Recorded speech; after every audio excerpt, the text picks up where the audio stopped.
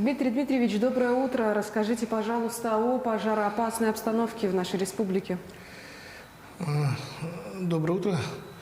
Сегодня на территории республики действует 155 пожаров. Площадь пройдена более 3 миллионов га. Тушатся из этих пожаров 71. За сутки локализовано 9, ликвидировано 11 пожаров. Вновь обнаружено 7 пожаров. На этих пожарах работает 3601 человек, 510 единиц техники.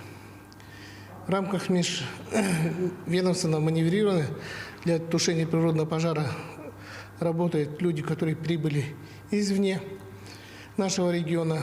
Также прибывают, в частности, с Ханты-Мансийска и из Тюмени дополнительно прибыло 50 человек. Также работала авиатехника, вертолеты, самолеты. Би-200 самолеты применялись на пожаре 57 в Мирнинском районе.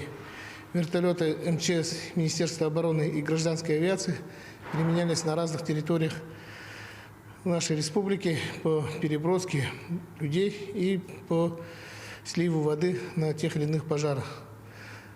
На особом контроле оперативного штаба находятся лесные пожары, которые угрожают населенным пунктам. Такие населенные пункты, как Бескёль горного района,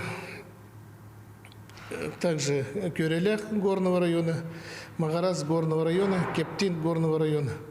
Также Кальвица Кобяйского района, Ситта Кобяйского района, Сангар Кобяйского района. Это Кёль Татинского района, Ударник Тампонском, Хомустах, Далар, Дюрлюкю в Верхневилюйском районе.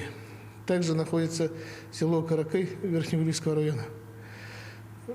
Находится тяжелая ситуация и угрожающая в село Салбанца в Намском районе.